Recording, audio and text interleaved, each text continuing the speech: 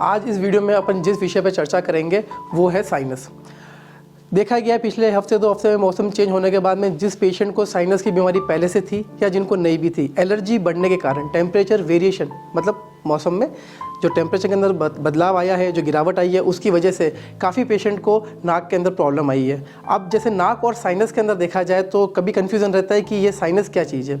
Sinus अपने नाक से ही जुड़ी हुई कुछ एयर से भरी हुई, हवा से भरी हुई अलग अलग पॉकेट्स होती हैं जो जैसे गाल के पीछे, कभी सिर के ऊपर और पीछे की तरफ भी फैली हुई होती हैं। तो ये 3 से 4 का एक पेयर होता है जिसके अंदर साइनस के अंदर जो डिस्चार्ज होता है वो नाक के थ्रू ही क्लियर होता है। तो जिन जिन पेशेंट को पुरानी कोई एलर्जी रही है पिछले कुछ दिनों के अंदर वो काफ़ी बढ़ गई है। जिनको पहले साइनस बीमारी थी वो भी अभी देखी गई है। इनके सिम्टम्स की अगर बात करी जाए तो किसी को नाक से लगातार पानी गिरना, छींके आना और आँखों से पानी आना, गाल के पीछे का साइनस है उसमें गाल में दर्द होना या कभी कभी हेडेक होना, ये सारी चीज़ें जो हैं वो उनका इलाज संभव है। हमने पिछले हफ्ते 2 हफ्ते में जो भी पेशेंट हमारे इस एलर्जी से बढ़ी हुई कंप्लेन के साथ में आए थे उनका हमने सफलतापूर्वक इलाज किया है। इसका इलाज दवाइयों से भी संभव है। ये डिपेंड करता है कि आपकी जिस स्टेज पे है, क्योंकि अगर इस एलर्जी को इस पहले स्तर पर अगर नहीं रोका जाए, इलाज नहीं लिया जाए या जैसे इलाज में कोई लापरवाही करी जाए तो ये आगे जाके पॉलिप का रूप धारण कर लेती है।